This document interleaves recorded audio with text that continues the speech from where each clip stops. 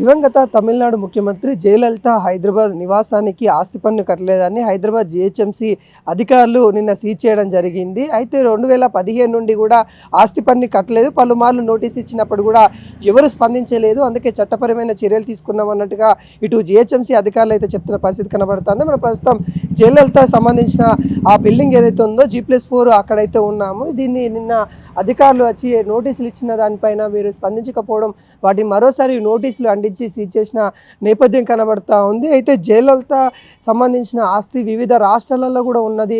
చాలా కోట్ల రూపాయల ఆస్తి ఉంది అన్నది ఏదైతే ఉందో అదే దానిలో భాగంగానే మన తెలంగాణ హైదరాబాద్లో కూడా తనకి G+4 తన పేరు మీద అయితే రిజిస్టర్ ఉన్న నేపథ్యం కనబడతా ఉంది. అయితే జయలలితకు సంబంధించిన కుటుంబ సభ్యులకు సంబంధించిన వాళ్ళ అల్లుడు ఆధ్వర్యంలో ఈ బిల్డింగ్ ఉంది అన్నట్టు కూడా మనకైతే తెలుస్తూ ఉంది. అయితే 2017 నుండి కూడా ఇప్పటివరకు కూడా ఆస్తి పన్ను కట్టలేదు. దాదాపుగా 82 లక్షల రూపాయల పన్ను కట్టాలి అన్నట్టు ఇటు అధికారులు అయితే చెప్తున్న పరిస్థితి కనబడతా ఉంది. ఇది యూసఫ్గూడ సర్కిల్ 38 పరిధిలో శ్రీనగర్ కాలనీలో ఉన్న G+4 నిర్మాణం అని కూడా చెప్పుకోవచ్చు. జిహెచ్ఎంసీ అధికారులు మరి నిన్న సోమవారం వచ్చేసి వాళ్ళు నోటీసులు ఇచ్చి వాళ్ళు ఎవరు కూడా స్పందించకపోవడంతో వాళ్ళ ఆస్తి సంబంధించిన జప్తు చేసే విధంగా అంటే సీజ్ చేయడం అయితే జరిగింది.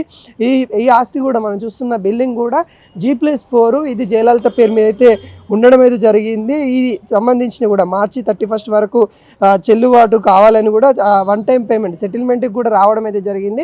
ఈ సెటిల్మెంట్లు కూడా చేయకపోవడం ద్వారా దీనికి అధికారులు వచ్చి నోటీసులు చేస్తున్న పరిస్థితి కనబడతా ఉంది. ఎవరు కూడా స్పందించట్లేదు అన్నట్టు కూడా ఇటు అధికారులు అయితే చెప్తా ఉన్నారు. అయితే గతంలో వాళ్ళ మెయిన్ అల్లుడు జయలలితకు సంబంధించిన మెయిన్ అల్లుడు ఆయన చెన్నైలో ఉంటారు. అయితే దీపక్ జయకుమార్ అనే వ్యక్తి దీన్ని ఏదైతే కమర్షియల్ బిల్డింగ్ నుండి నివాసానికి రెసిడెన్షియల్ బిల్డింగ్గా మార్చాలని జిహెచ్ఎంసీ అధికారులని కోరారన్నట్టు కూడా తెలుస్తూ ఉంది. దాంట్లో భాగంగానే ఇది వీళ్ళు ఎవరు కూడా జిహెచ్ఎంసీ అధికారులు కూడా దీన్ని ఏదైతే రెసిడెన్సీగా మార్చని పరిస్థితి కనబడతా ఉంది. దాంట్లో భాగంగానే ఆ వాగ్వాదం ఉంది అన్నట్టుగా ఇటు జయలలిత మేనల్లుడు అయితే చెప్తా ఉన్నారు. ఖచ్చితంగా దీనికి సంబంధించి కూడా మనకు పూర్తి సమాచారం కూడా వస్తున్న పరిస్థితి కనబడతా ఉంది. అయితే 2017 నుండి కూడా ఇక్కడ ఆస్తి పన్ను కట్టలేదు. దాదాపుగా 82 లక్షలు సుమారుగా ఆ జిహెచ్ఎంసీకి రావాల్సి ఉంది అన్నట్టు కూడా ఇటు అధికారులు అయితే చెప్తున్న పరిస్థితి కనబడతా ఉంది. దీనికి సంబంధించి కూడా అంటే ఈ ఏదైతే జయలలితకి సంబంధించి కూడా మనం చూస్తూ ఉన్నామో ఆస్తి గురించి తన దగ్గర చేరిన వాళ్ళు చాలామంది ఉన్నారు. పదవి గురించి కూడా